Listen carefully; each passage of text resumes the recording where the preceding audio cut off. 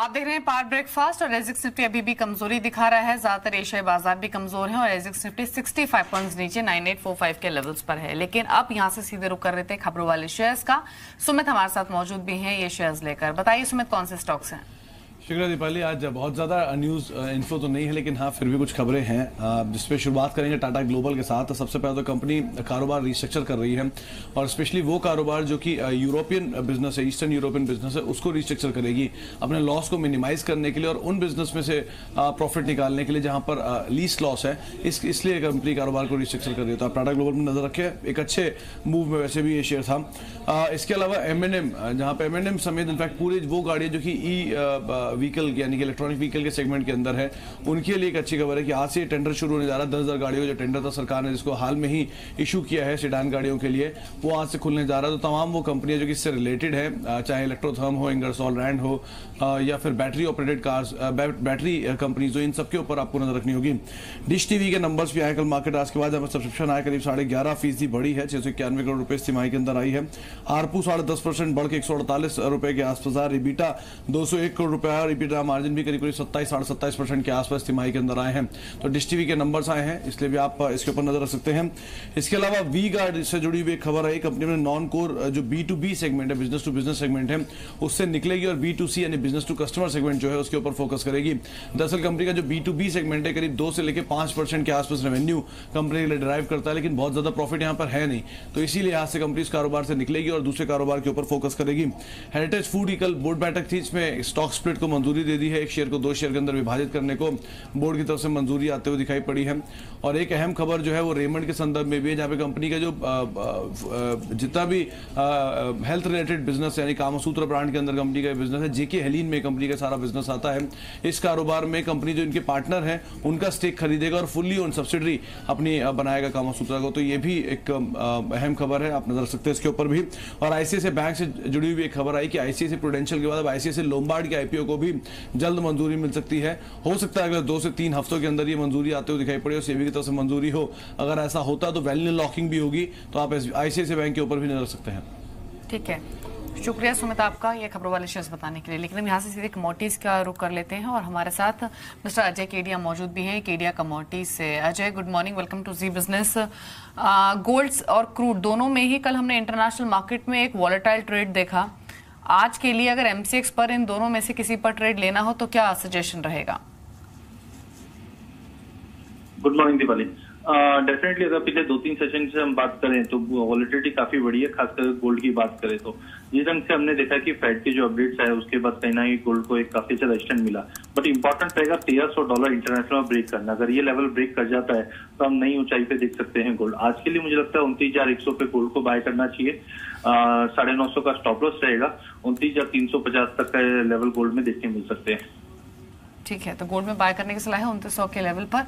29,350 का टारगेट रहेगा और 28,950 का एक स्टॉप लॉस। क्रूड में क्या स्ट्रैटेजी होगी आज के लिए अजय? दीपाली, क्रूड की बात करें तो मार्केट में हमने देखा कि एक लैकलस्टर मूवमेंट था, काफी टाइट रेंज में था। वर्णा जी को जो इन्वेंट्री आई थी उसमें काफी अच्छा ड्रॉप देखा। एक्चुअली मुझे लगता है कि ये काफी अच्छी बाइंग पॉइंट रहेगा। जियोपॉलिटिकल टेंशन अपनी जगह पे, बट खाली जो अपसाइड एक कैप लग रहा है वो यूएस प्रोडक्शन की वजह से लग रहा है। बट आज फ्राइडे है, मुझे लगता है लो लेवल से बाइंग निकलना चाहिए।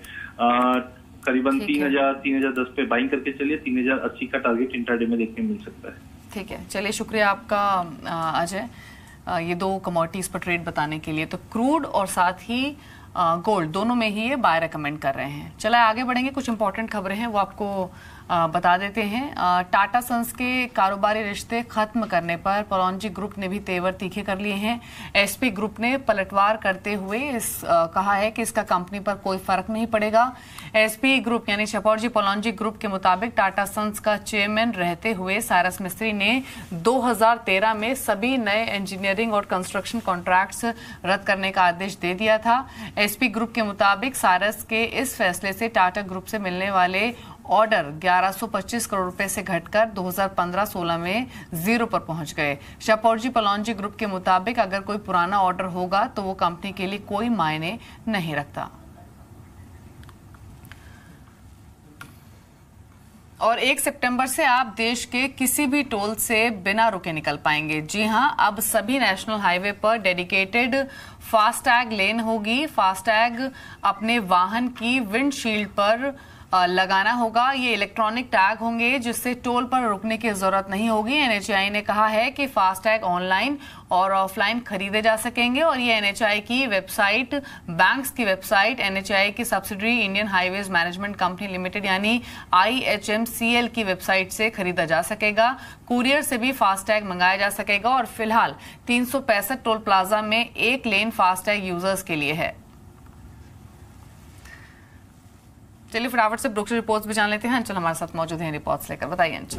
शुक्रिया दीपाली। CLSA ने इन्फोसिस के ऊपर एक नई रिपोर्ट जारी की है। अंडर परफॉर्म रेटिंग को बरकरार रखा है, 940 का लक्ष्य दे रहे हैं। जो बायबैक है उनका मानना है ये पूरी प्रक्रिया खत्म होते होते करीब 3 से 4 महीने लग सकते हैं और जो बायबैक प्राइस रहेगा वो 10 से 20% की मैक्सिमम प्रीमियम पे आता हुआ दिखेगा।